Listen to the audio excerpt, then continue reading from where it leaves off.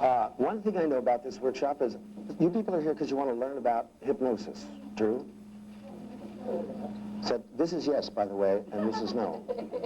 It's one of the basic rules is that you have to let me know so that I don't have to calibrate. I don't start calibrating until about 1 o'clock in the afternoon. Now, is that true? True. No? This is yes, this is no. Shall we try once more? Boy, I can really see how this will be useful. Now, the thing about hypnosis is how many people in here are official hypnotists and know it? Can you make it so it stops doing that? It sounds hollow. Or is that me? Because I should just sound shallow. But that's just my conscious mind. My unconscious mind, on the other hand, isn't that way. Now, how many of you do hypnosis officially? That's where you make people's hands sit like that and stuff. Now hold your arm up so I know.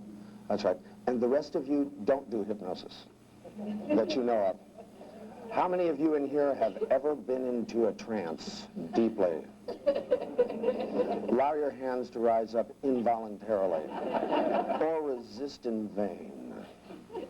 Now, you people watched the Milton tape. Is that true? Some of each of you, or some of you? How many of you in here did not watch the Milton tape? Are you new people, or people that, which people are the ones that weren't here? Why were you not here and others were? Catch me up here, because we don't know whether you're all here or why you're not all here. Now, so you have never been in a trance? How many of you have never been into a trance? How many of you watched the Milton tape and never went into trance? You watched the Milton tape and you've never been in a trance? No, I said, and never been in a trance.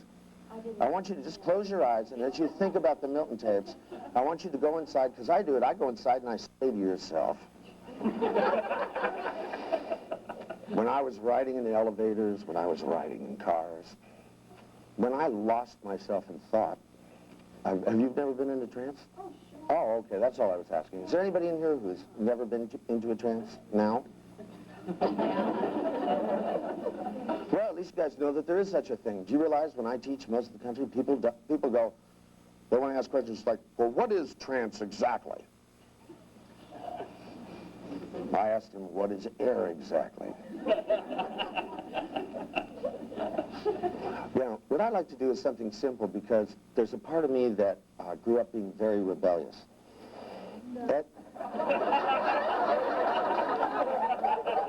No, really, I went to this self-discovery course, and darned if this person told me that I wasn't rebellious, and I knew that I had been.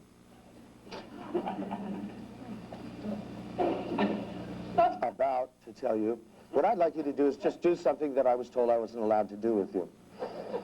Now, what I'd like you to do is to start, because, see, one of the things about hypnosis is it's a purely subjective experience. And if you're going to have a subjective experience, you really should do it yourself. So what I want you to do is just close your eyes, and I want you to go inside, wherever you go when you go in there. I've often wondered when you go inside.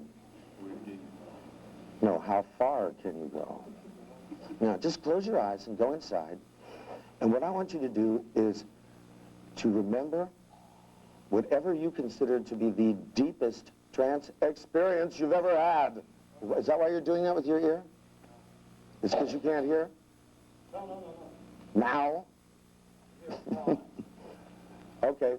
Now, just go inside and remember what you consider to be a trance experience. And I want you to see what you saw at the time, hear what you heard, until you can begin to feel what you felt. If it was at a dentist's office, remember what he said. If it was with a hypnotist, go back and recall it. Notice whether or not as you recall it, is it a movie or a slide? As you look at it, as you went deeper into a trance, what changed subjectively above and beyond the way you feel about it? Is there anything else? Do your pictures move off into the distance? When you talk to yourself, does the voice sound further away? Does Does the sounds that you hear change in some way tonally? Now. And notice, in order to say there's such a thing as trance, something must happen. Now, in order to be able to be a hypnotist, when you're hypnotizing, especially here, as I'm hypnotizing hypnotists, to be, the question is, what externally can you do that's going to influence people?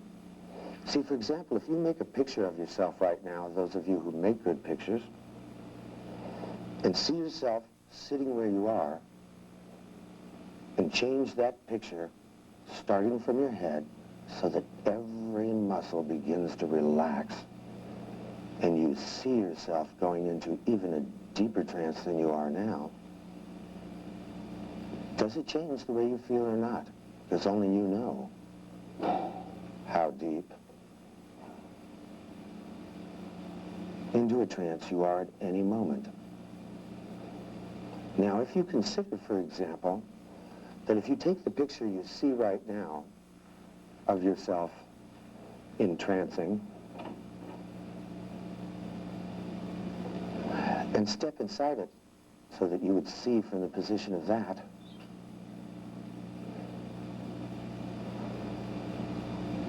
and then step back outside it, which one feels more like a trance that you want?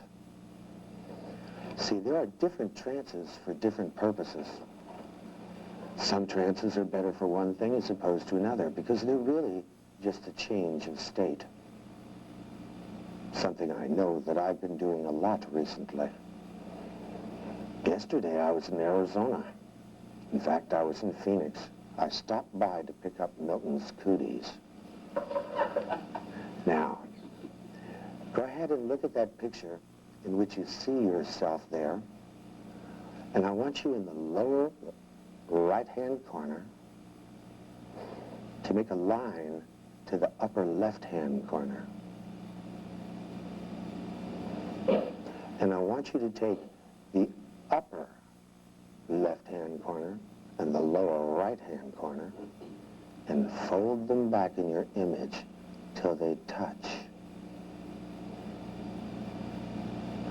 And then move just that line that you see further and further, but still hear the same sound that you would, except as you move it, I want you to hear it further away. And then I want it to start moving, not just further away, whether you're just talking to yourself or there's sound in your image, I want it to start moving so that it circles around from wherever it is, 360 degrees from wherever its source is. In a soothing way. And as you do this, notice if you hear your internal dialogue or the sounds that soothe you from the inside, from one point and it begins to move around, is there a point at which you feel yourself floating down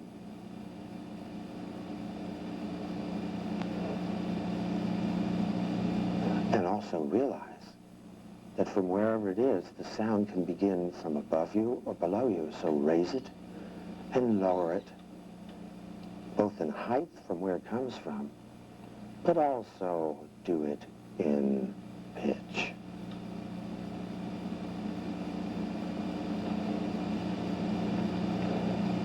Now I want you to notice something before you go even deeper into trance, because you can sit there and feel yourself breathing. And with each breath, you can joy, even more, any changes that you're capable of producing. Because the hypnosis you'll learn here is not about controlling other people. It's about controlling yourself and about being a biofeedback mechanism to give somebody else control. You want to control somebody else, use a tank. Trust me, it works, unless they have something better. But if you want to be somebody that can do things that help people to be able to, as we put it, drive their own bus, I think hypnosis can help you to control your blood pressure, your heart rate. It can make you feel more confident. It can give you more courage, hopefully at a time that it's useful. I noticed there are too many neuro-linguistic programmers that have tremendous courage to rag on waitresses rather than put a smile on their face. But whatever your brain can do, and whatever you've heard of anybody doing with it, any state that you've been in, and ones that you just fantasize might be possible, hypnosis, one of the things that has made it possible for NLP to exist, because it's a tool that we use to begin to learn what's possible. NLP itself was born out of something that happened one night a long time ago in a trance seminar. When it was there, we had a bunch of people doing very deep, hypnotic phenomenon. They were doing things like limited vision, positive hallucinations. They were controlling their blood pressure, and one person even speeded up their eyes and not the rest of them, and saw the world in slow motion,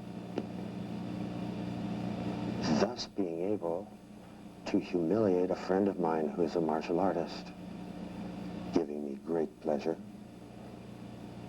And giving him great pleasure because he realized when he was good at his martial art, that's something that he did.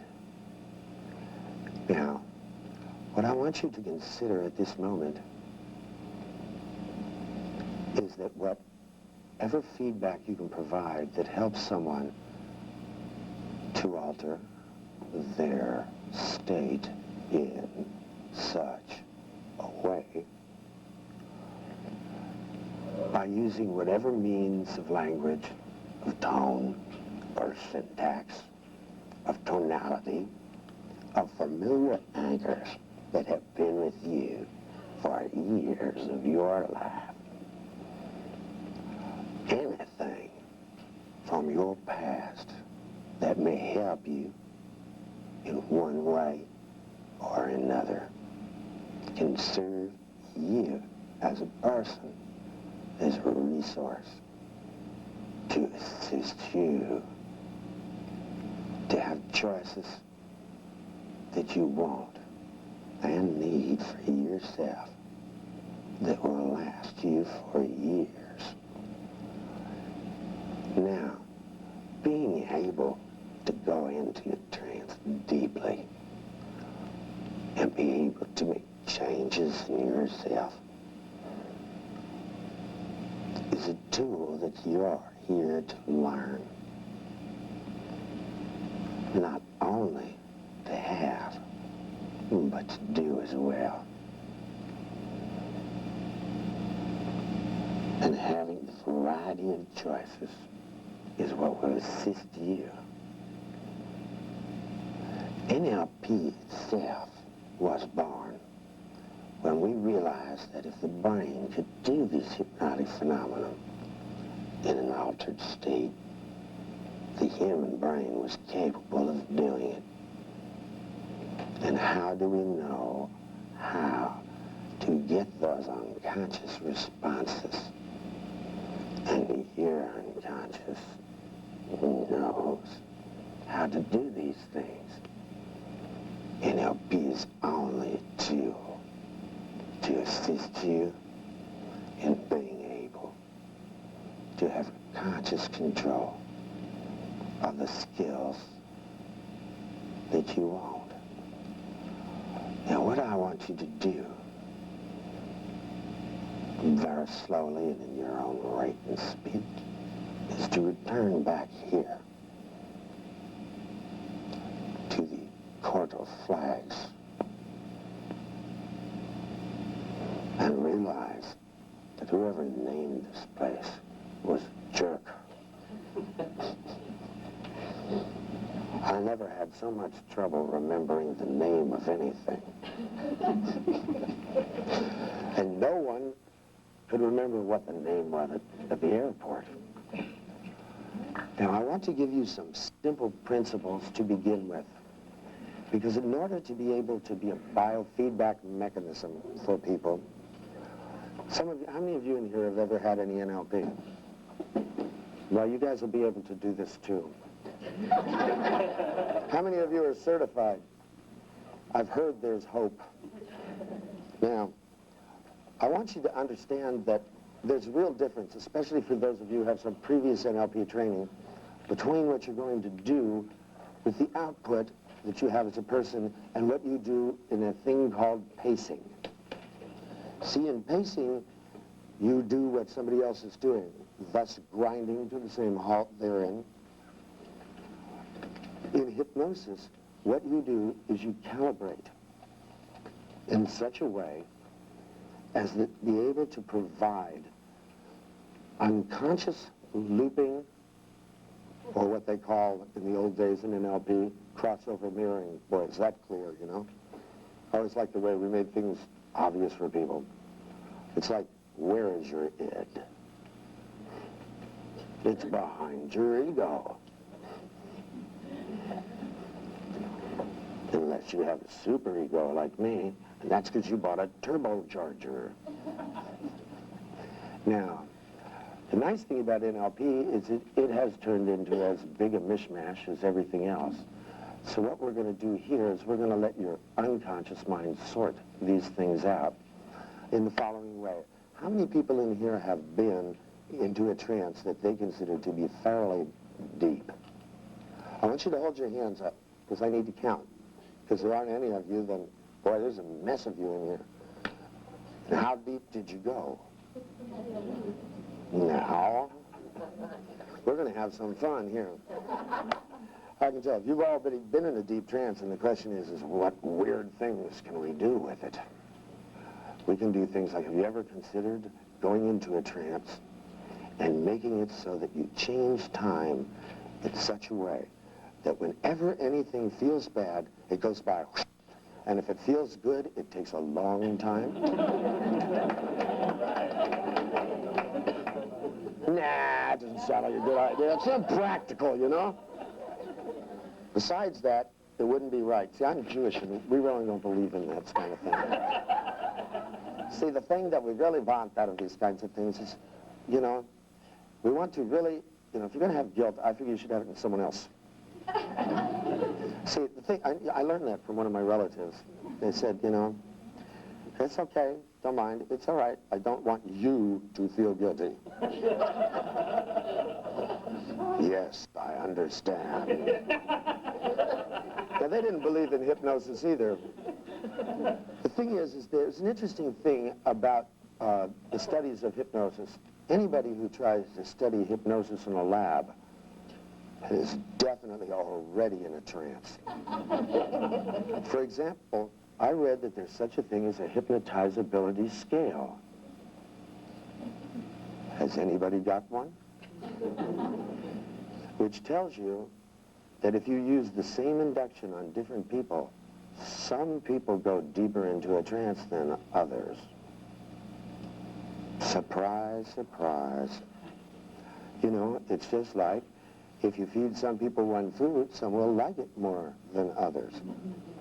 As a matter of fact, I have found out that if you punch people at the same height, you will hit some in the head, some that will go over the head, and some you'll hit in the knee.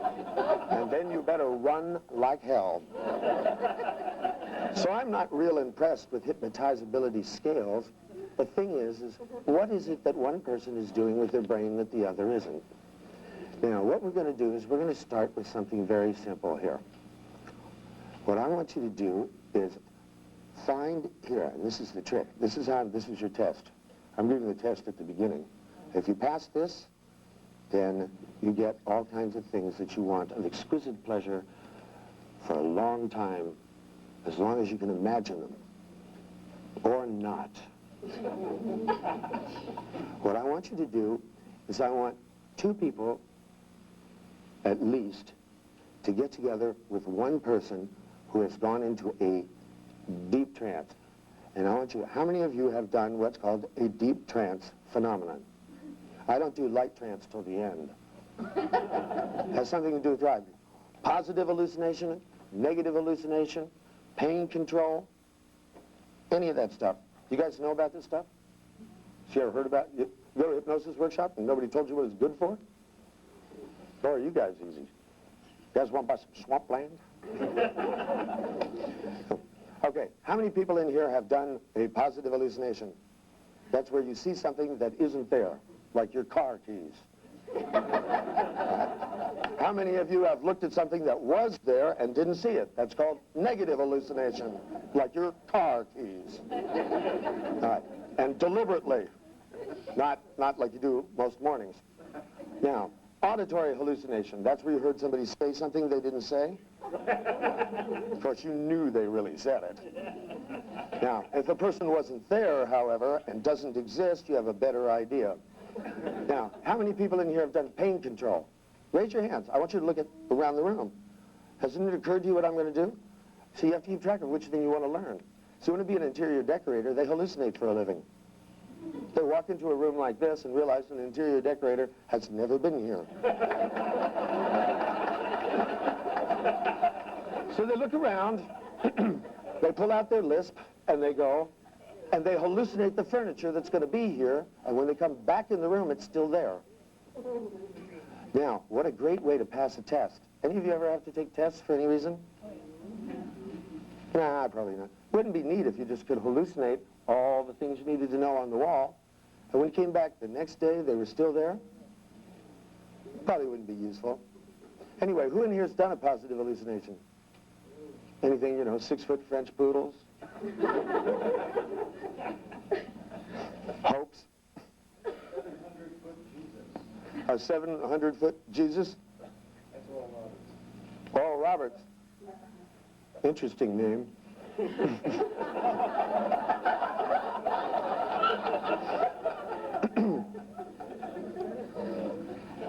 It's good. I did a seminar in one room, and he did one in the next room. And, he had a lot more people than I did, and I'm glad.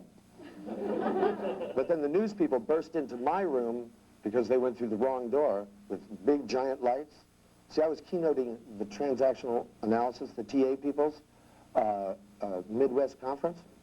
This was years ago.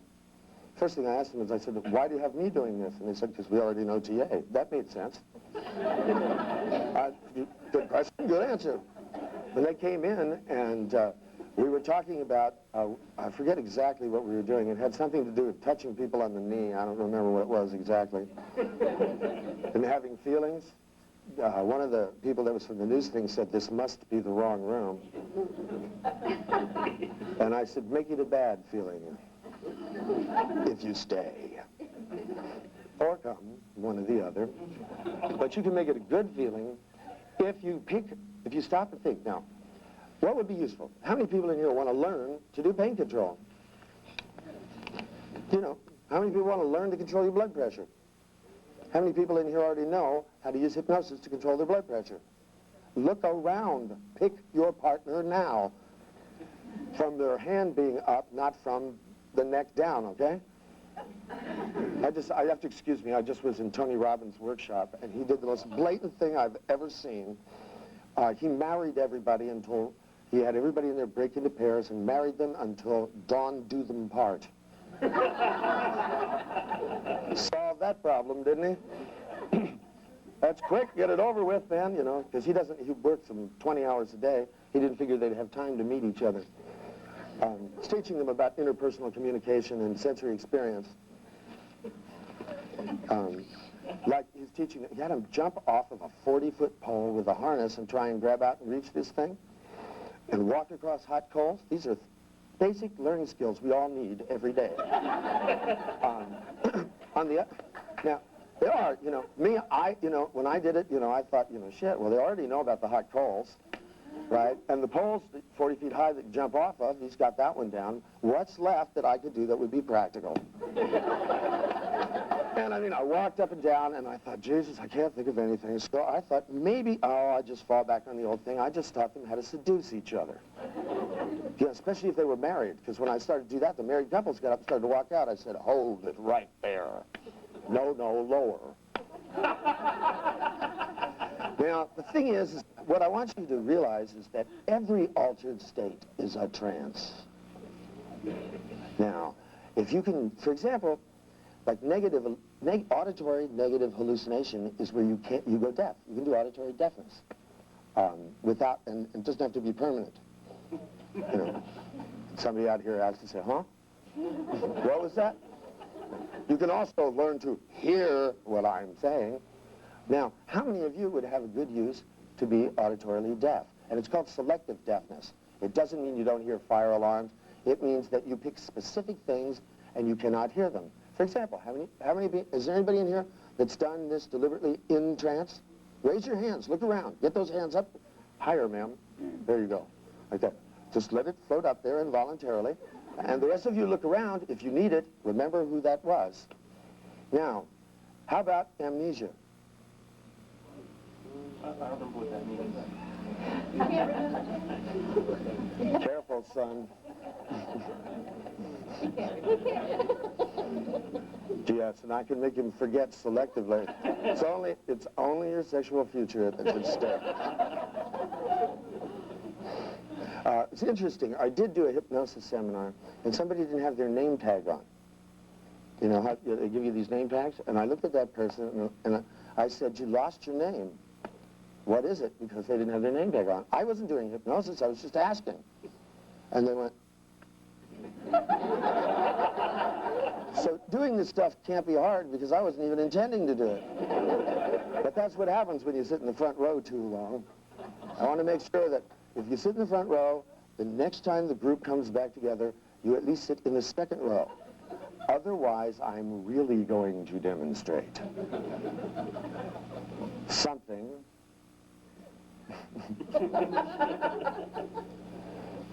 For example, have you heard of, see, one of my new techniques is called change of face. That's when you look in the mirror and you see who you really are. Now, who you really are, I beg your pardon? There could be, but that was the auditory deafness. We're on amnesia now. Don't you remember? Now, what wasn't I saying about that? Now, how many people in here can do deliberate or have done, when they went into trance, or amnesia? Can you remember? Now, I'm serious. Don't, that's not just a joke, but I mean, it's, how many, raise your hands if you have. How many of you have something you would like to forget? Or a person you would like to forget? Bills do not count. They come again. See, for example, how many of you, for example, I had a client that came in, and I get sick of this shit about smoking, because, see, my thing is I get people to smoke now. Things like carpet. And the style in which they act. Now, the thing is but I had somebody come, and you really get tired of people coming in and go, I really want to quit smoking, but I can't, and I've tried everything. And you go, well, what did you try? And they go, well, I went to Hypno-Smoke, and they made me do this, and this, and it worked for a while, and then, I started again. And I always say to them, well, that was stupid after you paid your money. Why don't you just stop it? But if you don't want to stop it, and the thing is that what they remember is that they liked it. And as soon as they started feeling good again, and their lungs didn't bother them, they went out and bought a package of cigarettes. Same thing I do. Works for me. That's right. For example, I had a guy working with had hysterical paralysis. I know I laughed for hours. Who makes up these words, man? They make me nuts. And so what I did is I switched it from his leg to his toenails. And sure enough, it worked. Toenails were paralyzed. He walked out of the room, they stayed right there. Now, but you read that article and thought I was going that way, huh? Well, I'm glad. Did you ever meet Milton? Who met Milton in this room? Just one person met Milton in this room?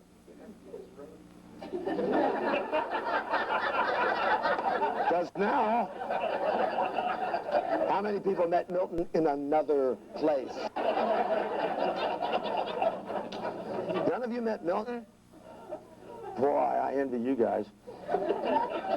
Well, the suggestions he gave me, I've been carrying out for years. Every time I see a squaw, I have to climb up a peak. He made everybody who went to that town, to Phoenix, and saw him climb up this, I won't say it, damn mountain. And, you don't know where Squaw Peak is when you're at the bottom. You have to look twice to see all the way to the top. And all the people that sat and tried to figure out the deep inner meaning to that usually contemplated it at the top of Squaw Peak. Because you have to look all the way to see to the top. If you have to look twice to see all the way to the top. There's a thing called analog marking. It's like, don't think of blue. Don't think of which of these hypnotic phenomenon you might have a use for. For example, if you're trying to study to go to school, or if you have children, you could teach your children, because children really do this stuff great, how to have the ability to have selective auditory negative hallucinations. That means they could hear fire alarms, they could hear everything except you and the person you love engaging in an activity which you are restricted from because they have ears. But of course that would be manipulative. You wouldn't want to do something that enriched your life and didn't take away any of their choices. It wouldn't be fair. Instead, you should suffer with pleasure in new ways. Now, is there any other hypnotic phenomenon that any of you have done in here, since you're all fairly good trance subjects? Any deep trance phenomenon you've done? You will remember any deep trance phenomenon you have done, and it will come out loud of your mouth. Age regression. Now, what could be age regression be useful for? Does anybody in here want to learn to recapture their youth in case they have to go play miniature golf with their kids? Oh, by the way, I just happened to remember that when I did all that hypnosis and regressed people, they looked younger afterwards. It was the best facial you could get. Nobody would want that either.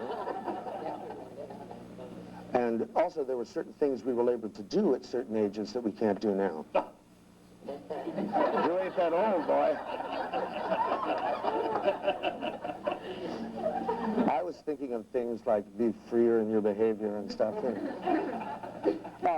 Age regression, what else could it be useful for? For example, what happens, if you age regress somebody down to the age of 5, leave their eyes, 5 years old, and then bring them back up. You think they could see better? I don't know, but it's worth a shot. It's free. Now, what else would age regression be useful for? How many of you were able, when you're, for example, in high school, to flirt a lot better than you do now? Or anything else along that line? Boy, you guys don't go inside, come out now. I'll tell you when to go into a trance deeply. Right now, what I want you to do is, now, the hypnotic phenomenon. Ed, do you happen to have a copy of Advanced Techniques? Somewhere? Do you think maybe, I think maybe these people need a list of trance phenomena. I gave it to them yesterday in a handout. Gosh, that's pretty good. Do you have the handout that we gave out yesterday? Yes. Do you like this? Someone can. Thank you, that'd be nice. I just...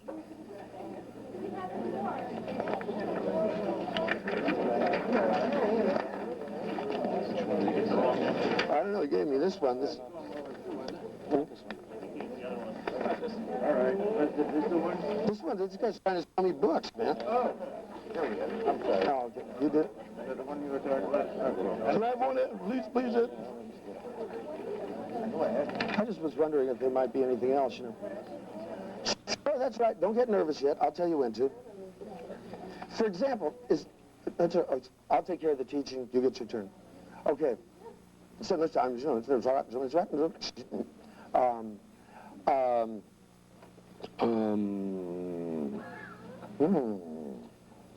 changes in reflex, swallowing.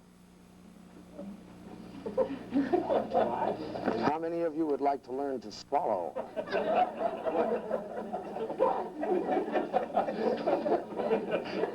Your mind works like mine, son.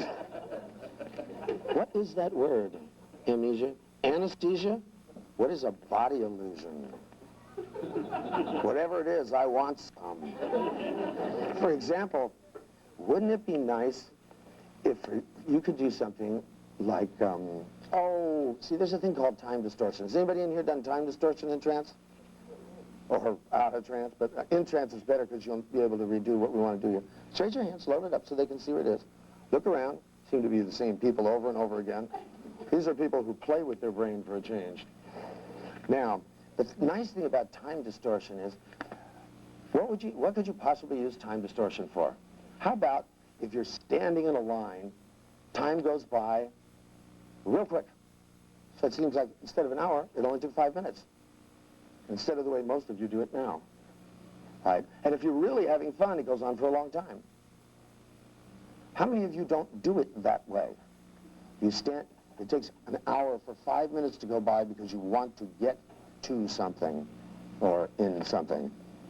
Now, the other thing is catalepsy. Y'all know catalepsy? Y'all saw this part in trance. This is one of my favorite things to do.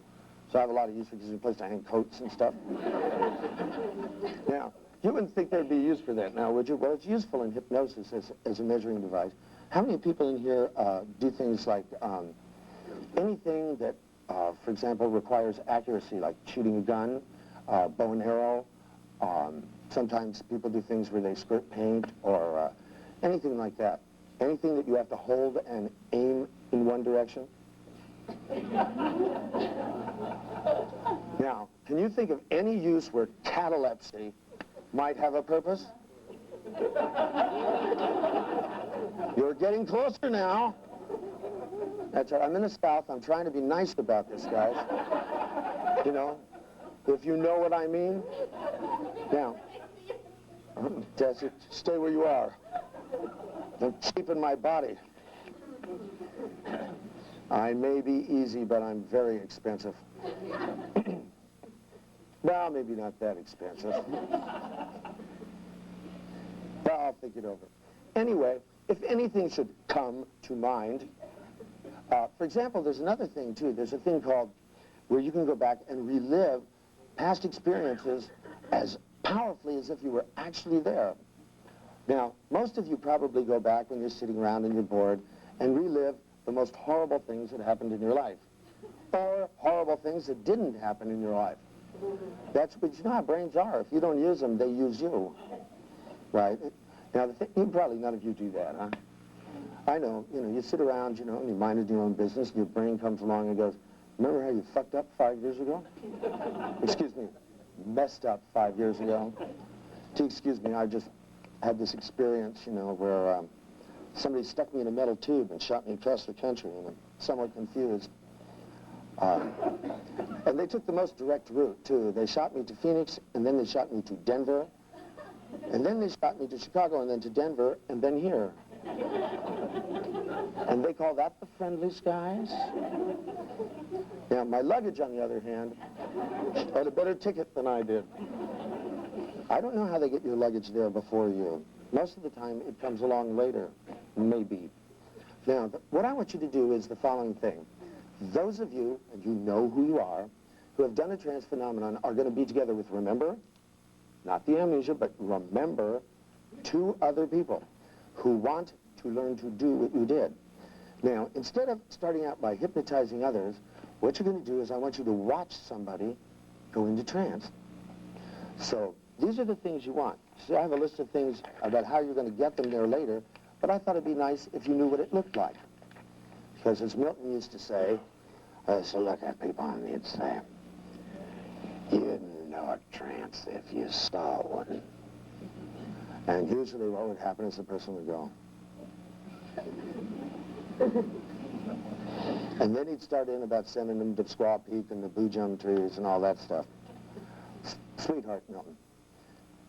He did a lot of nice things, but not necessarily to everyone.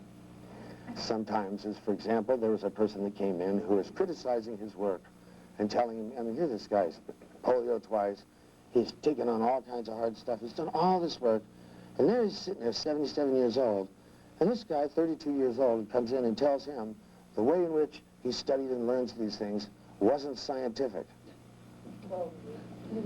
And I looked at this guy, and, you know, the thing that went through my mind is, who cares? And above and beyond which, it struck me as that wasn't a very scientific thing to do, to fly all the way to Phoenix, to tell somebody, I don't believe in your work. It makes sense, right? Usually, you know, so what I do, you know, if I don't care about something, I fly 3,000 or 4,000 miles just to let people know. See, in NLP we have something called, what's it called? It's meta-strategies. What is it, that sorting stuff? What do they call that? No, the meta-strategies, is that what they are? Meta-programs, that's what it is. I flunked the test, you know.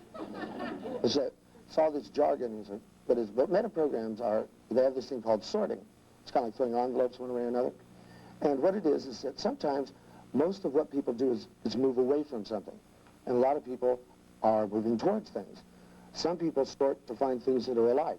Those are the people in seminars that go, is this the same as what Adler was saying in 29? And usually I say, I don't know, I wasn't there, and he's dead. So I wouldn't say that. Some people sort for difference. They go, well, yes, you're telling us these are two examples of the same thing, but I'm sure that if you look at it, this one thing doesn't fit there. And I go, yes, you were. Isn't it? Now, what I want you to do is to get into a group so that you have two people who want to learn to do something. Those of you who choose amnesia, I want you to write it on your hand. We have a problem. And the room number and everything else. Now, what I want you to do is the following. Those of you who can do the hypnotic phenomenon, I want you to sit down, and I want you to very slowly remember in detail. So you go back and relive, see what you saw, hear what you heard, and go back in as best you can and go all the way into a trance. How many people do self-hypnosis? Hopefully those that do the hypnotic phenomenon do it. Those kind of go together. If you don't do that, then somebody will have to put you in a trance, so we'll need a hypnotist to do that. But I think we have enough people that can get back there, if not pretend and master it. Now, as you watch the person going into a trance, you're going to be sitting with this other person. I want the one of you who is going into a trance to do the phenomenon, to describe in as much detail exactly what you're doing. I'm sitting here, I'm aware of my breathing, now I'm making this picture. Anything you can, and I know as you do it, it becomes somewhat harder to speak, but this time you will be surprised delightfully. And as they go into a trance, I want you to watch the stuff that was on the other page you gave me. There was some good stuff on there. I want you to watch how their face changes, flaccidity changes in breathing, and the fact that they won't swallow quite as much. That's the swallow reflex. The way in which their eyes move, because you'll notice that. Any movement in the hand, for example, catalepsy. How many of you have done arm levitation? There are better things to levitate, but as it does, you'll notice there's a slightly different kind of movement. Now, as they do it, I want you inside your head, okay? Not out your mouth, but inside your head, right? To begin to pace, that is, I want you to do a hypnotic phenomenon. I want you, as you hear the person saying whatever they say, which means those of you who are going into trance are going to stay a line and leave a little space, I want you to say whatever they say. And I want you inside, not on the outside, on the inside. That means they won't be making any noise, okay? A lot of trouble with that. Robin's group is that in order to qualify, you have to be able to scream and yell. That's it. You know, I want to tell you something. It's the first time, though. I know hotel wars. You all know about hotel wars. That's where the hotels try to interrupt your conference while it's going on with air conditioners and whatever they can. It's the first time I've ever had to teach a conference in the dark. The electricity went out in the whole hotel, except for the lobby and the cash registers. But it was kind of neat sitting there in the dark, except, you know, they always do this. The electricity goes back on, and the lights came up, and I melted. Now, what I want you to do is to notice also where their body moves when they breathe to the top of their chest, and anything that you see and what they say, I want you to say inside your head very slowly, at the same rate that they breathe. Because biofeedback means, baby, that you should breathe. Do you know that oxygen is addictive? I didn't know I was a junkie. I saw that on a talk show. They're using straight oxygen to treat people for a certain kind of disorder. And you know how good and smart these hosts are? On these shows, the person turned around and asked this doctor, after he explained his theory of treating people with oxygen, he said, "But isn't oxygen addictive?" And I thought we should test that by limited breathing. It's another hypnotic phenomenon. Now, I want you to go ahead, and I want you to take roughly about 20 minutes to do this, so that you go, whoever you are, the hypnotee, the other people watch, because I want you to know a trance when you see one. And I want you to listen to what they say, and then I want you to take the time, like, oh, I don't know, maybe the next 5 minutes, because when they come out of trance, it doesn't mean you have to, if you should happen, for some unbeknownst reason, to breathe at the same rate as them, and you might find your state somewhat altered, to recapitulate what they told you, only you replace everything they say with the word I.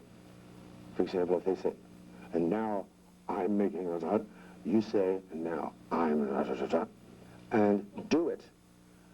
And lo and behold, what they're going to do is tell you the roadmap into another state of consciousness. And that's what you paid the big money for. Pretty easy. Now, 20 minutes, and then maybe another 5 or 10, so that the other two can find out how much of it they can do. You got it? This is yes. If you got it, go for it.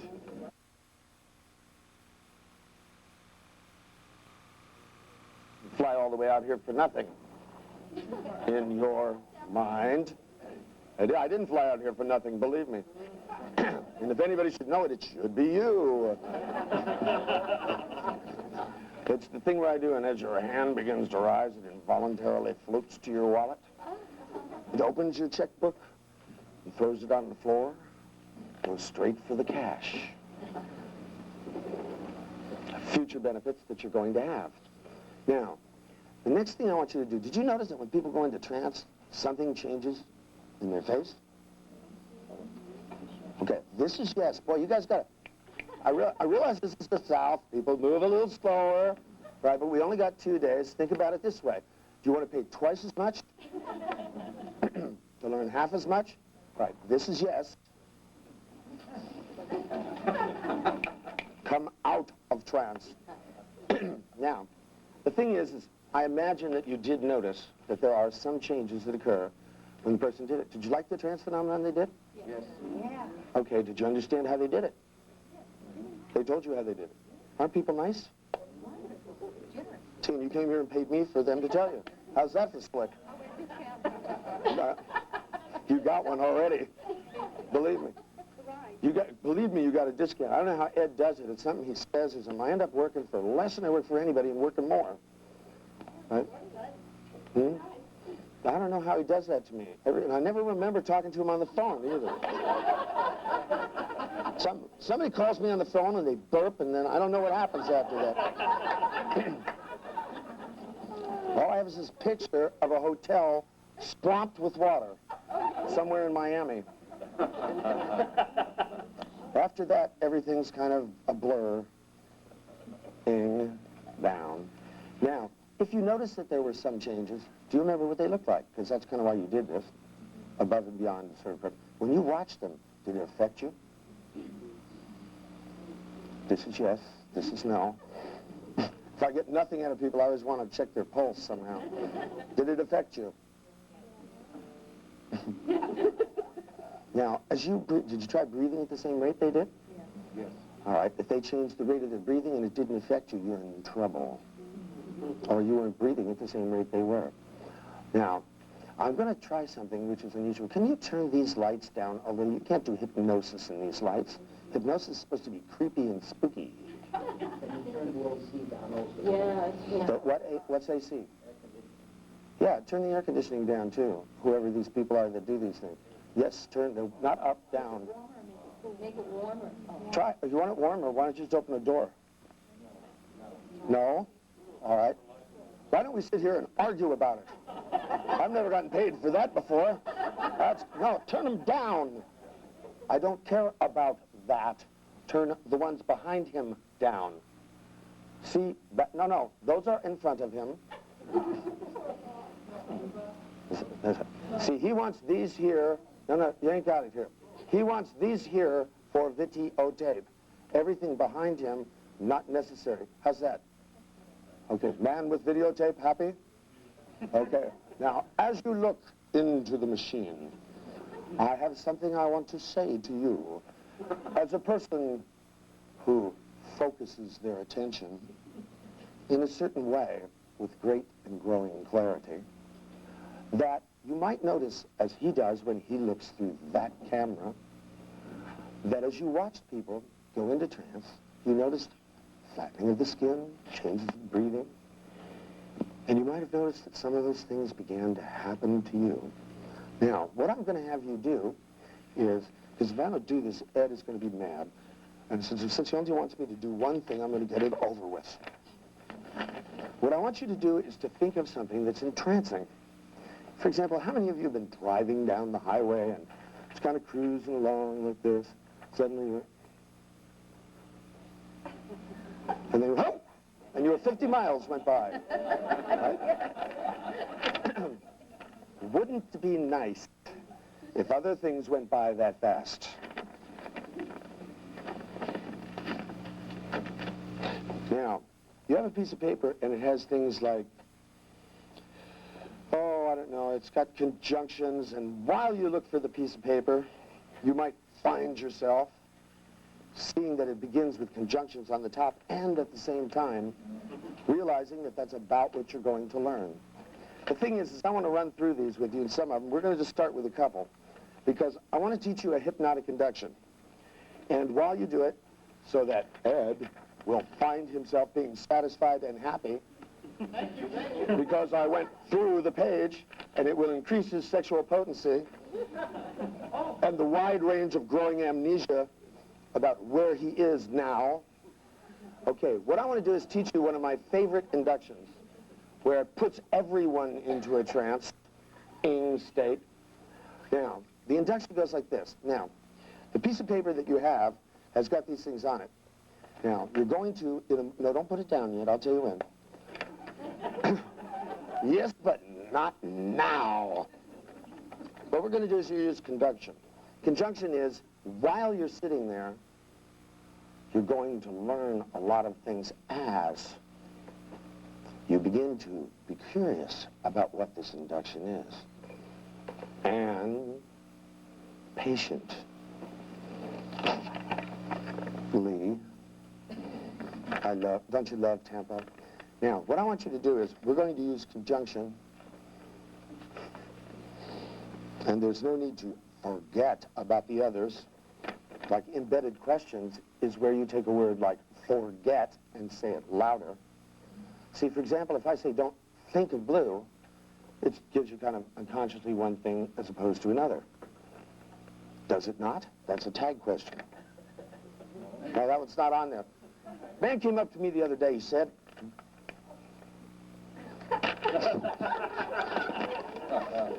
you really want me to do this? Oh, well. He said to me, a man came up to me the other day, he said, as you're processing what I'm saying, it's possible two bees are curious about what all this is about. Now, I did them all. We done? Now, can I teach the induction? Okay, what I want you to do is as you go through these, I want you to look at them, and they're very simple. The thing is conjunction is, while you're sitting here and breathing, you're going to relax. That's pretty simple. As you take a breath, you relax deeper and go deeper and deeper into a trance with each and every breath. As you look at this spiral up here, clearly you see it going around. You can go deeper and deeper with each and every breath. So I saw that in L.A. He was real good. His name was the Electrifying Chet. Don't miss him if you get the chance. You don't think I'm kidding, he really was. He was electrifying, especially when he got me as a trance subject. But you know I would never embarrass anyone in public, especially myself. He says, I want you to go deeper and deeper into a trance in which you will allow your unconscious to show you the possibilities of the future. And I looked at him and I said, I can see those possibilities. They're like when you stare at something and you look at it and you become aware of the need to attend to one's needs. It's like the weight of thoughts, the weight of lids. They become so heavy, heavier and heavier. I can barely hold yours up now. Now, when you do your inductions, the one thing to realize is that most people who do hypnosis don't enjoy themselves. But in here, since this is just a seminar, when you do this with other people on the outside, you have to be boring. Now, the thing is, for some reason, people think you can't laugh and have a good time in trance. Some people think you shouldn't be aware of outside noises, your feelings, or anything you see. That's called deaf. It's a different one.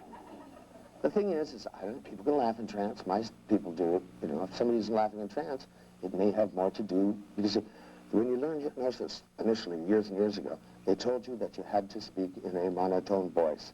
Otherwise, people wouldn't go into a trance, because tonality has nothing to do with deepening trance whatsoever. Can you feel this at all? For example, Marine, I have proved scientifically beyond your vision and doubt. Yes, that's right. I want you to go ahead and hold your eyes open in vain, would you? That's right. You can close them. See, you know what I found out? Why do these people fight the war of eye closure? Why don't they just say to people, shut your eyes? They shut their eyes. So much easier. It's been 45 minutes trying to get somebody to force them to close their eyes. See me, I just say, shut your fucking eyes. It works. Then I got 45 minutes to get down and do something that's more fun. So shut your eyes. See how easy that was? Now, see if you could not open them. Couldn't do it, could you? See if you could not open them. See, that's a tricky one. But if you see, then you can't if you're not opening them. See, that, what I mean? Now, see, I want to do those patterns, but Ed wants me to do those key phrases.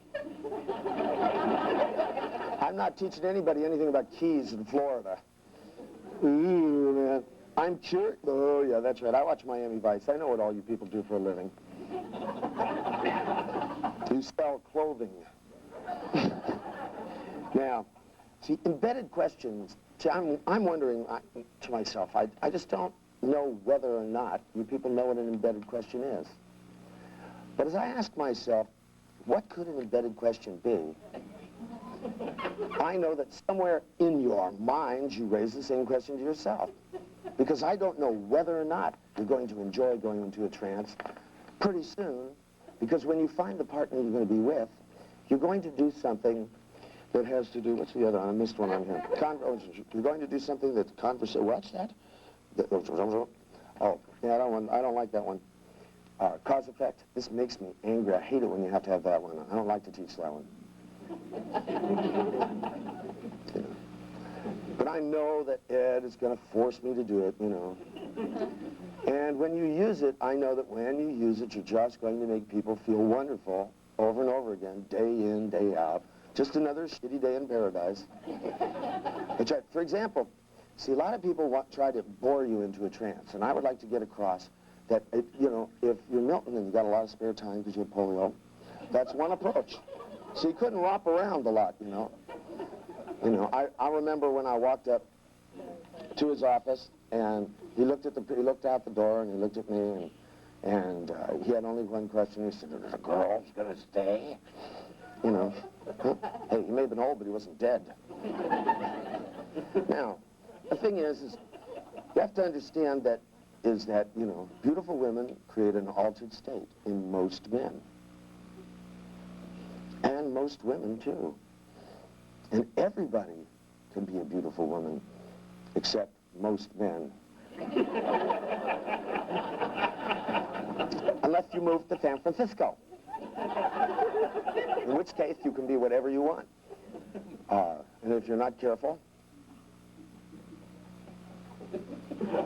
Now, in terms of altering a state, I don't see, and they have proved, by the way, also scientifically, that tempo in no way affects anything that has anything to do with the way you would feel. Because it couldn't have anything that would have any effect in terms of altering your state of consciousness.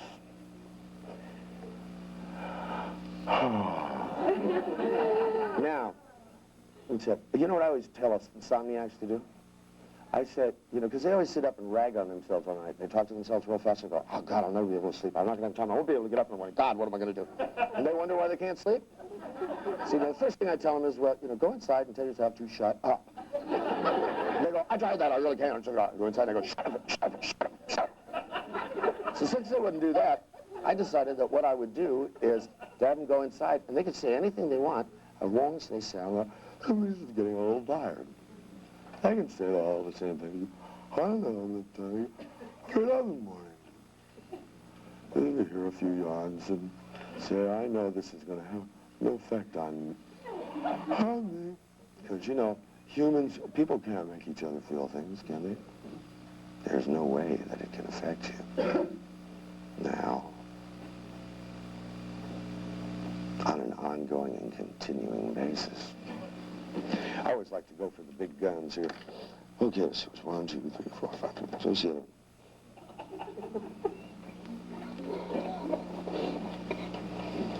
Say what?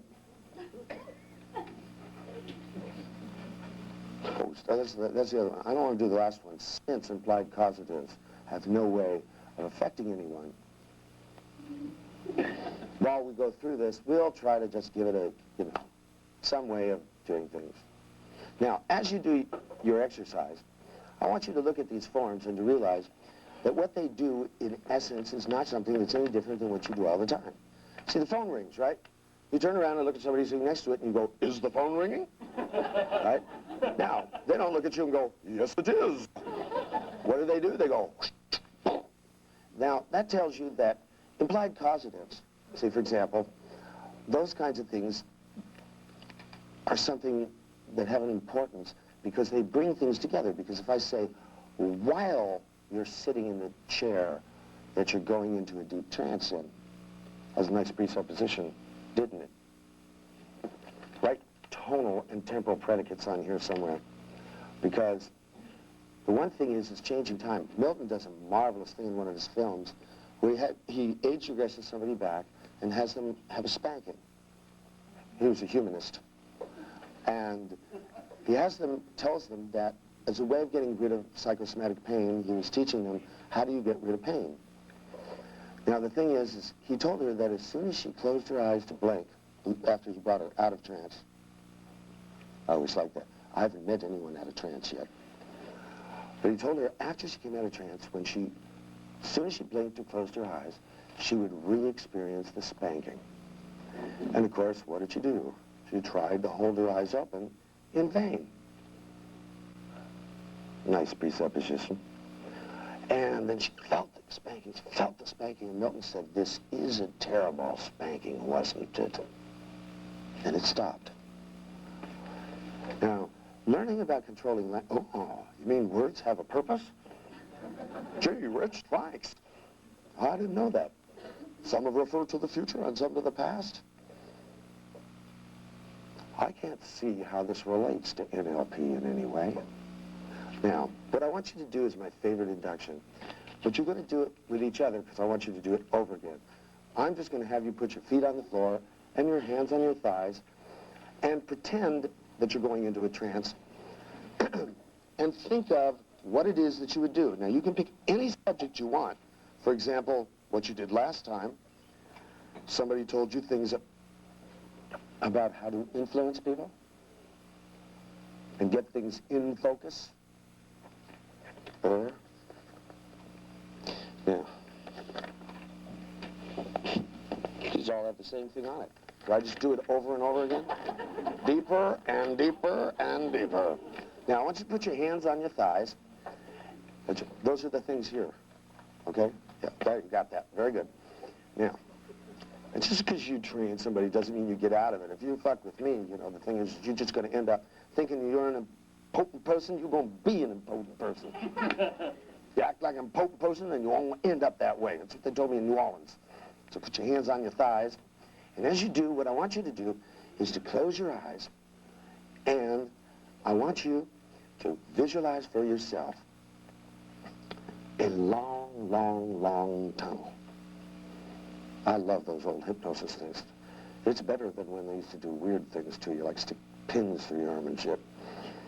But, you got that yet? I do that stuff for those that can't get their eyes closed. See? So I have them in the other room here. Only thing is I couldn't get any pins. I bought 16 penny nails. I'm Jewish. It comes naturally. Now, put your hands on your thighs. And the more you laugh and enjoy yourself and breathe, because some of you are forgetting about that. That's where you take the oxygen in. It's addictive, but you're going to need some. Trust me, you're well.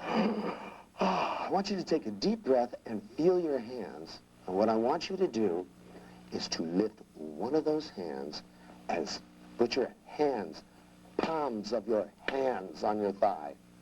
You already know how to do it your way. Do it my way. It's the way I negotiate. Now, put your palms of your hands on your thighs.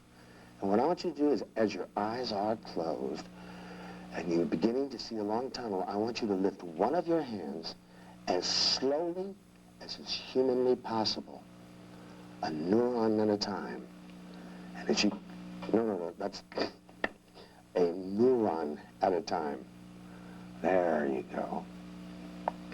Continue to breathe and take a breath. Like go breathe in and out. In and out. Slowly but deeply, and with each breath, you're still lifting that hand as slowly as is humanly possible. And as that hand lifts, I want you to go back to some pleasant memory from your childhood. Something perhaps that's a bit and a piece from here and there. Something you haven't thought about in years. And what I want you to do is to continue one neuron at a time to lift that hand. And as you lift that hand, I want you to go and find, unconsciously, the necessary ingredients in your unconscious to prepare to make a change. Now, lifting a hand up is something you've done involuntarily for years. When somebody reaches out to shake your hand, you don't need to struggle. Your hand knows where it's supposed to go.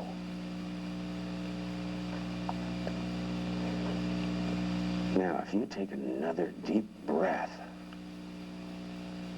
and literally, of your own accord, as you lift that hand, as slowly as you can, I want your mind to wander a little further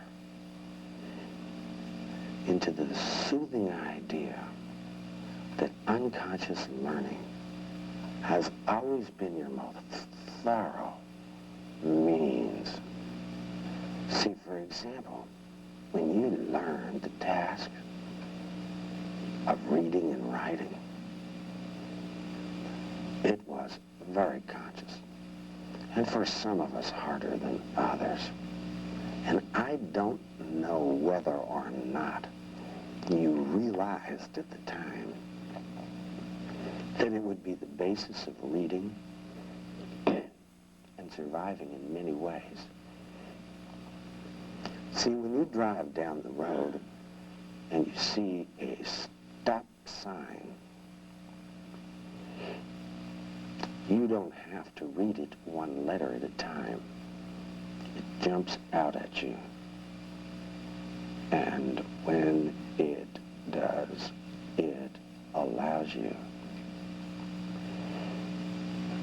if you pay attention, to do something different.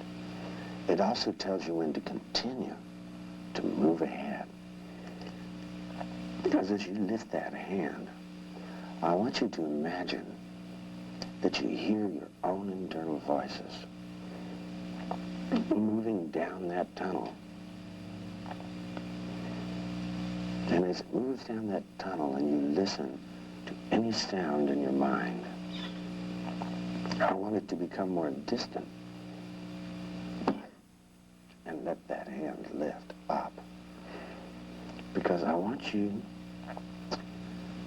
since you know where your nose is, to feel a rubber band between your finger and your nose that's only as strong as any attraction you have to being able to learn. But I want it to be the hardest thing in the world at this moment for that rubber band to pull your hand up towards your nose, because I want your hand to lift only as fast as unconsciously you find a way to surprise yourself delightfully, because during the course of lunch, your unconscious mind could signal you that since it's always protected you through the years, it made you blink, something flew towards your eye. It digested your food and kept your heart beating.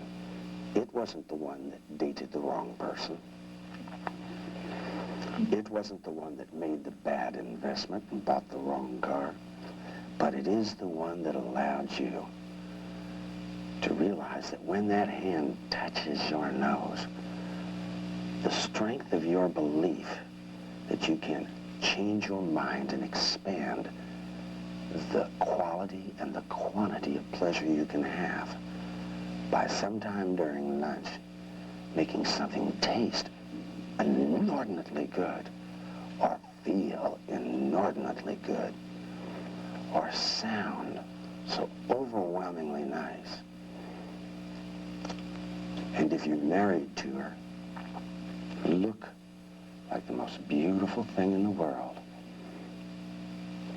Your unconscious mind can do this because as your hand continues up towards your nose, as close as you get to your nose, the closer you'll be to your unconscious making all the appropriate changes in you to allow you to start to find that useful happiness.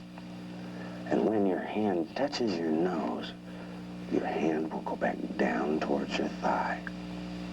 If your hand doesn't touch your nose, it will when it's ready.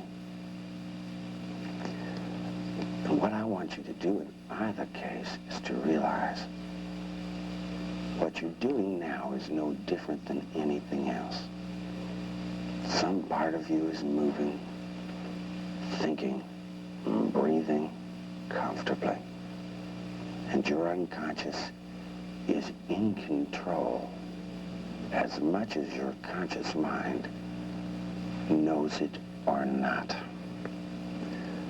The thing about true control is to control yourself in a way that makes you happier. Because when your hand floats back down to your thigh, I want you to think of something you haven't thought of in years. Let your unconscious mind crystallize a thought that lets you know something more grandiose that's worth wanting, that hypnosis can offer you. Or you have to go to Tony Robbins' seminar and jump off of a pole. Wouldn't it be better to stay here and learn how to have pleasure and joy in a way that's your birthright, except one of you, and you know who you are?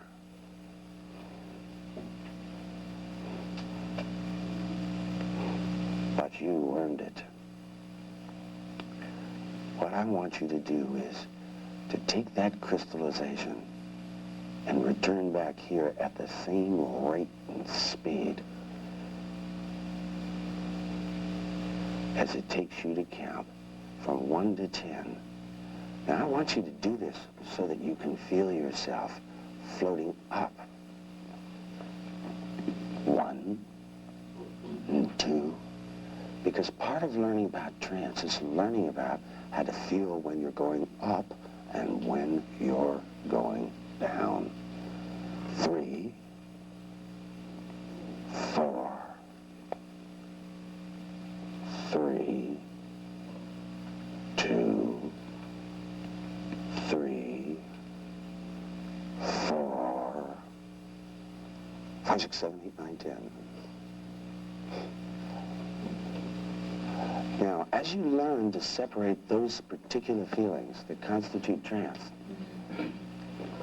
what will happen is that you learn what it feels like to float down, and you learn how far you have to go in order to get what? Something which may be familiar, both in and out of trance, depending upon the trance. Now, that was just for the sake of pretending. Now, I want you to listen to the rate of my tone of voice, because your unconscious has stored this, to the kind of tempo. And I have here extra copies of this piece of paper if anyone wants it. Now, if you don't have one, it can be yours for the low price of 1 cent. 1 cent. Do you have the time, sir? See how easy it is to get arm levitation? Do you have the time? Why do people go through all the trouble of that other stuff? See, I've always found that I could just, if you want to get arm levitation is really not that, don't get nervous, good God. What am I going to do? I might accidentally make you feel good? Don't bother, go into pain. So lifting of your arm. So, you know what? I'm hot now. What I want you to do is to get your partner, and I want you to take your sheet of paper, and I want you to think of, in your mind, if you're going to learn to do hypnosis, you had an example in a group or something you could do with hypnosis, but one of the best things you can, how many of you have had any NLP training? Don't be ashamed. So, how many of you have NLP training? You know that stuff you do in NLP? It's a lot more fun to do it in trance. You can get crazy. For example, think of what you could do if you put somebody into trance, because I want to give you something to do so you have something to talk about, you know? Because you have to learn these syntaxes here so that you can say, I don't know whether or not. You can make a picture in your mind like this, in which you see yourself in trance. And from the middle of it, have a little dot come out in which you see yourself being deeper in trance.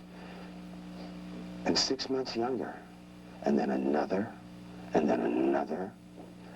And while you continue to add another and another where you see yourself younger and younger, you'll find your mind hearing some special form of music, something that you like, that's quite relaxing. Now, one little trick I want to tell you about here, consciously, is that people seem to have one mistake that they make when they start doing inductions, which is they don't know what adjectives are for. Because if you say to people, and there was a great big rope, and it was green, they've already got a blue one. So take your adjectives and make sure you put them in front of your nouns. Otherwise, people look at you and go, get out of my trance. Hey, you, get off of my trance. Now, the other thing is what I want you to do is to go through and hold up the sheet and look at it. And what you see is while you're doing that, and as you do it, all of those things on the list are natural ways of first hooking things together. Linkage. As you sit in the chair and feel your hands on the thighs of your leg, you will take a deep breath and float deeper in trance. That's the first one. That means you link things together as if they all have to happen at the same time. You notice what I mean? Now, analog marking. That's where you embed a command by changing your tonality. Because if you start from scratch, nobody knows how long it will be. You might find it handy and uplifting. See what I mean? Go ahead and resist in vain. Your unconscious mind, sneaky. I like the people that go, oh, I'm not going to touch my nose, man. I wouldn't touch right here, man. That's called conscious incorporation. Now, what I want you to do is to play with this. Because you see, the marvelous thing is what you're doing is not something that's going to control people. Principles, feedback. You know what a trance looks like now. You'd know a trance if you saw one, wouldn't you? Right? Wouldn't you? How about you, sir? Would you know one if you saw one? This is yes. This is no. This is trance. Would you know a trance if you saw one? Dave, is it? All right, now, what I want you to do is to control your tempo, the rate of your speech. I want you to match to their breathing. Keep your tone low. And your cough's gone. While you find yourself finding yourself another partner, spread the goodies around, and still in groups of 3, only this time you're going to take turns. You're going to go one with one, one with the other, and one with there. And do the same induction, and I only want you to do this for 7 minutes each. Anyway, what we're going to be doing, and what I'd like you to do is go find a state that you'd like to have, okay? That is a drug state where you're going to have some fun, okay? Now, how many of you have done laughing gas? Okay? Just go back to that particular state for a moment. Just remember it. Step inside your eyes, hear what you hear, feel what you feel, all that good stuff. Notice how much fun it is. I mean, I always fall in love with the 70-year-old nurse after I've been in there for about an hour. You know, she comes over and touches me and I go, oh. I mean, that's wonderful. Alters your brain. But wouldn't it be nice to be able to have states that you can get to easily? So that's what we're going to go after right now. You're going to work the middle of the room or the doorway? Say what? You're going to work the middle of the room or the doorway? Oh, okay. I'm not going to grab my bag notes, okay? Okay. I'll be right back. I'll set them up. It's okay. I was thinking somebody carried a stool over there, but I guess I'll have to use a chair. No problem. All right. Just get it started. You will find it in. Okay. So what I'd like you all to do is first get yourself an outcome. Okay? Where would you like to have a state, okay, a drug state? Where would it be useful? Okay, then go pick the drug. You guys are laughing over here. Laughing gas? Okay, booze is okay. That works also. All of it. Okay. But identify the outcome first. You know, what would you use it for? Okay, because I don't want you randomly having an anchor that's going to make you just go. People get in trouble that way.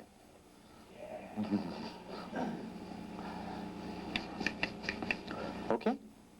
Everybody got one?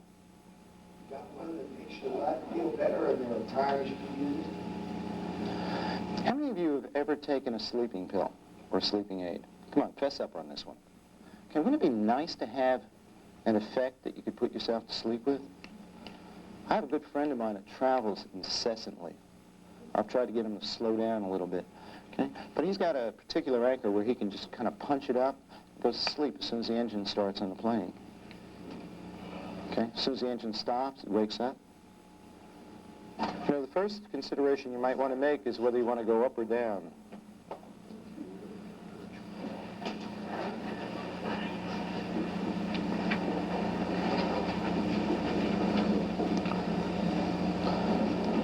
Wouldn't it be kind of neat to be able to have a stimulus that would stimulate you just before an exam?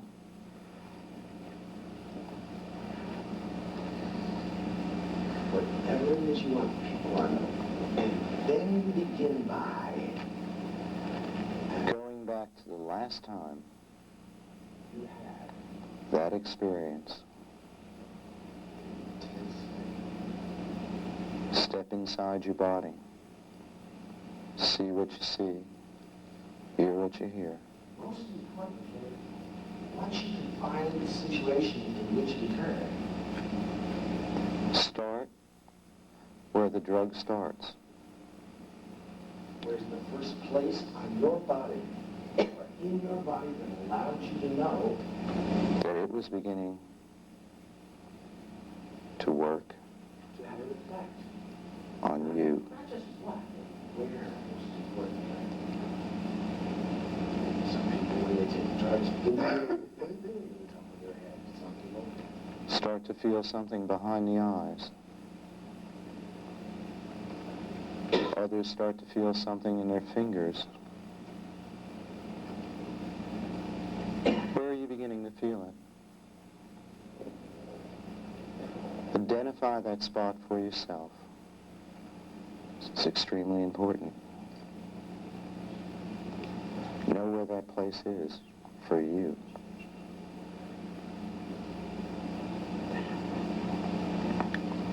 Now, as you begin to experience that, intensely.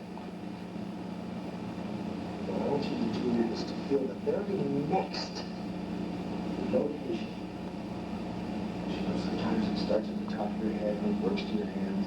Sometimes you feel pain in your fingers and moves up your arms. So you need to know the first one and now.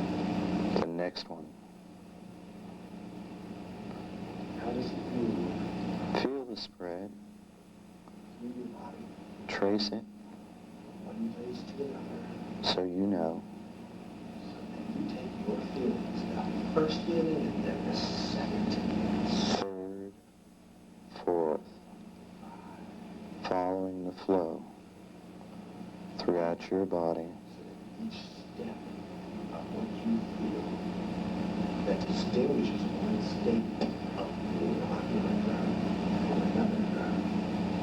If it's a runner's high, feel that. Feel the effects on your body. That's right. As that spreads More. and more.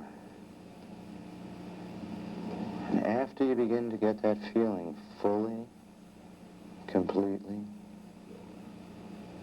feeling the muscles in your body responding, Powerfully. Then reach down, touch yourself on the leg. Squeeze your fingers so that you have a place where you can identify how to begin to get back. Then what you do is I want you to go back to the beginning, to that first feeling again, only this time you'll feel it stronger because it's like two. And then do the second, the third location, the fourth location, and when you get to that same point, then fire and build that anchor stronger. And do this 10 times, each time 20. building so that experience radiates and flows throughout your body, increasing that feeling over and over.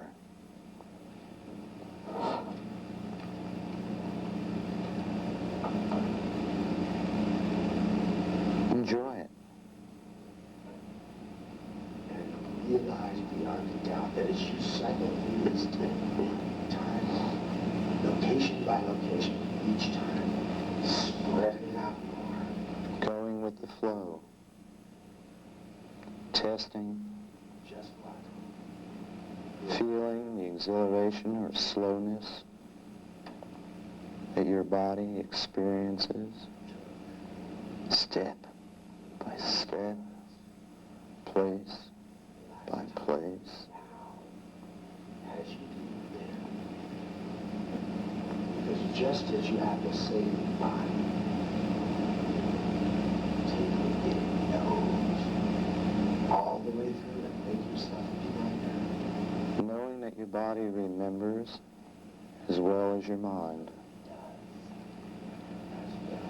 So that experience can be duplicated over and over, again and again. It can be recalled whenever you need it. And you don't even have to go to a drugstore or a pusher. You can create from your own mind the experience that you want. You may not have to take, but if you think about it, feel as if you do. That's right. Good. And enjoy yourself and realize in a few moments I want you to count from 10 to 1. Each count I want you to amplify your Personal anchor. and your anchor will become 10 times stronger, just like when you counted yourself into the trance and out. This is a trance of a special nature, so count 10, 9, 7, 6, 5, 6, 3, 4, 2. That's right. and when you slide and flow on the waves of the field, then what I want you to do, when you're ready to press that anchor and say to yourself, anytime I press this anchor, I can go here and feel this as you press it. And as you do that, go inside your head and make a visual representation of it. See what you see as you say those magic words. And listen to whatever sounds are there, the tone, the voice, the location, and amplify anything that makes you enjoy it. Notice the colors, Wow, Brian. the smell, the taste. The enjoyment, even the laughter. Because this is your drug of choice, boy. I giggle a lot more. This is Florida, it's okay. And just allow yourself now to have that feeling of enjoyment. And you can keep it for as long as you want, or as long as I want. Today. And know that in a moment you're going to start counting from 1 to 10. You're going to start bringing yourself back to here in this room. No, you've paid a lot of money. You'll be coming back. But of course you can leave again by just firing your own anchor. Or you can come back for the first time by counting yourself out. From 1 to 10. You laugh, doesn't it?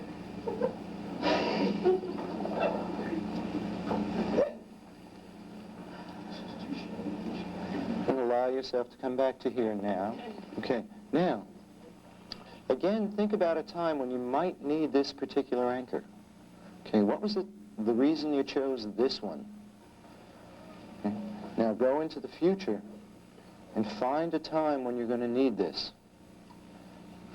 See what you see and feel what you feel. Hear what you hear. And allow yourself to go ahead and fire that in the future. so that you can bring those feelings that you want and arrange the chemical structure of your body in the way you want it, not the way someone else wants it.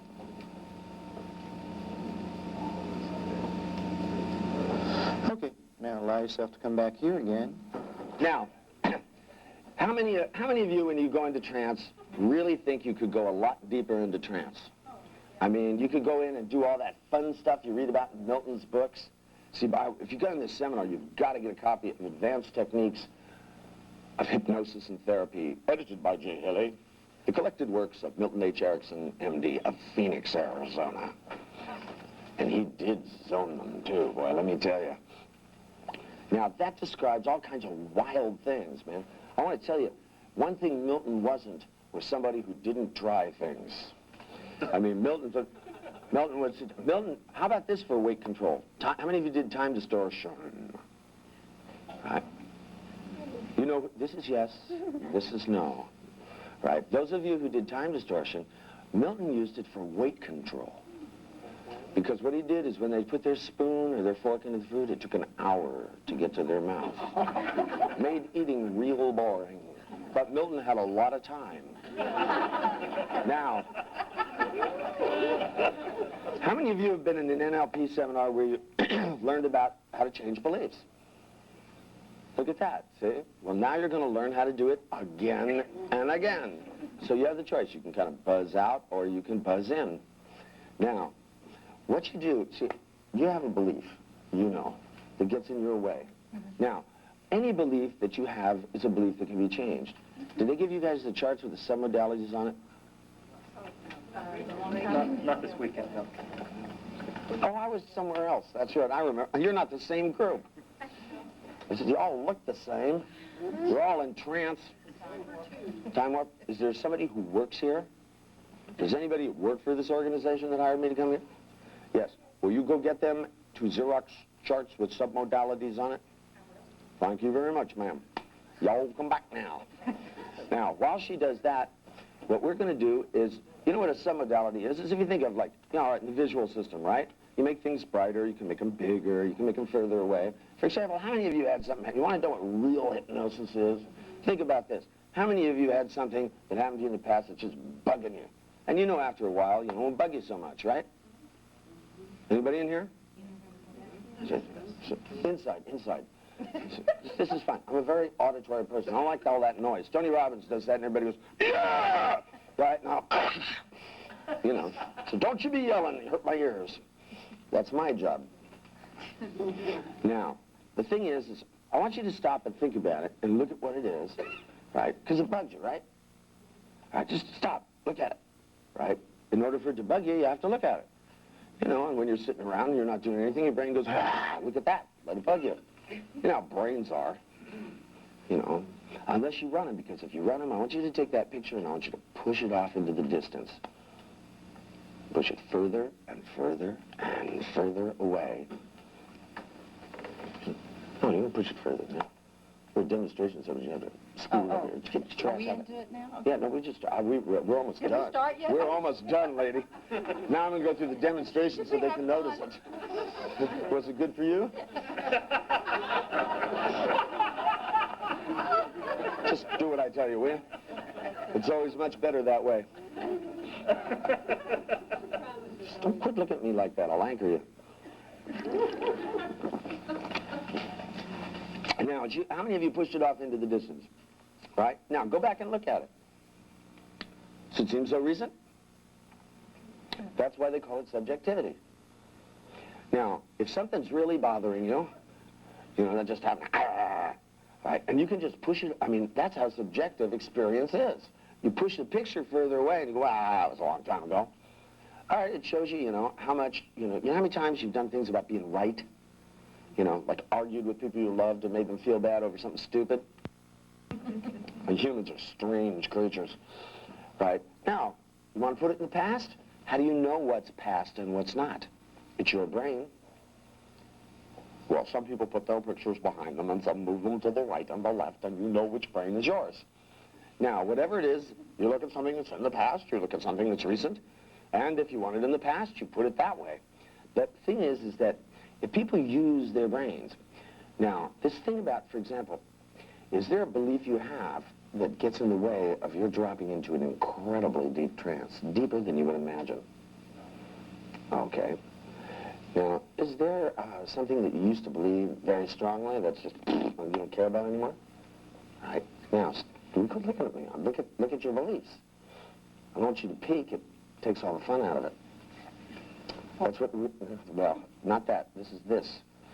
You get to look when we really get it going. See. Think of it that way. Now, is the belief that's getting in your way different than the thing you used to believe?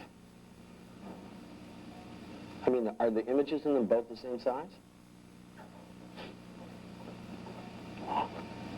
Just an intuition I had. Okay. Now, are they both on the same side of your visual field? Gosh, is one closer than the other? My goodness. Now, I tell you what, just with the visual part, all right, you don't have to look. I'm turning you this way so that you are facing the camera. Got it? See that little nookie up there with the hole like that? Look at it like it's somebody that wants to seduce the hell out of you. Realize what's through that lens is an orgasm. And just think about it that way. Do you understand? I forgot the belief. Boy, that was tough. I always hate resistant clients, you know. I got it. See, I always like the people that come in and they say to me, they go, well, you know, I have this problem, and I don't even listen to the words anymore. I look at them and I go, would you rather have that problem solved or know how to get wild and unadulterated enjoyment out of sex? Now, every once in a while I get somebody who goes, yes, I send them to someone I know in San Francisco, and I usually send them in a Hertz. Rent a car. Now, what I want you to do, aren't anchors wonderful? I'm anchoring around the back in case you guys haven't figured that out. You know what an anchor is? Some thing that dangles off the edge of a ship. Like that. It's something that is fastened to something else. Fascinating, isn't it? Now, what I want you to do, pay attention here. Now. I didn't get my degree in deviosity for nothing. Now, control yourself. This is very serious. Okay, now, what I want you to do is to take the belief that you have, okay, that gets in the way of your dropping into a totally and overwhelmingly deep trance, and I want you to move it all the way out to a dot, okay? Move it over to the other side of your visual field and snap it up so that it has the same size, same distance, everything in every sensory channel that you can, as a thing that you just don't believe anymore. Brightness, contrast, color, motion, position, everything. Change them all. Sound, tone, tempo, all those things. Got it?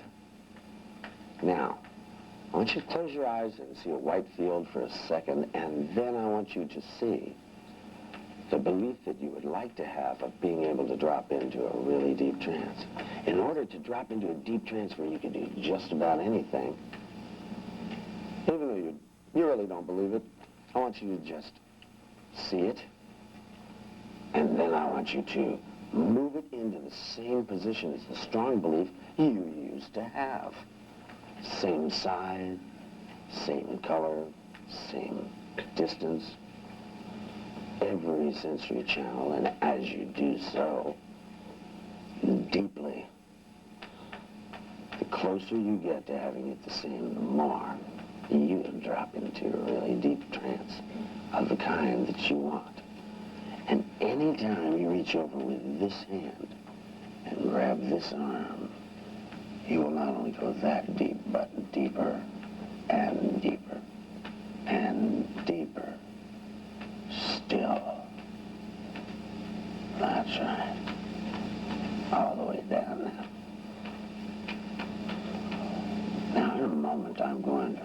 bet you your other arm.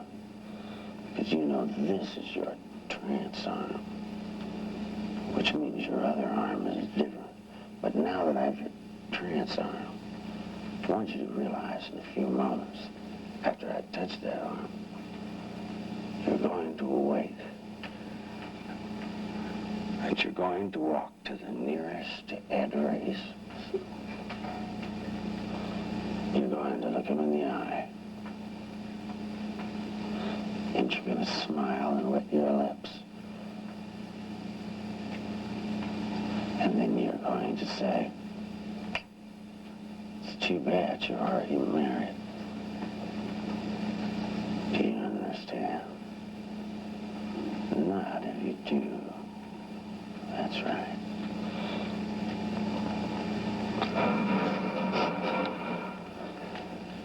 Now, it's not hard to change a belief, is it? Now.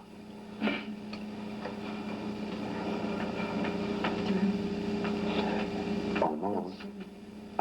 It feels good. Yes, you go somewhere now. Right, I'll wait here. Huh? Well, I tell you what, you'll find your way. Okay, now, what I would like you to do is to pay attention and don't analogically make fools of yourself.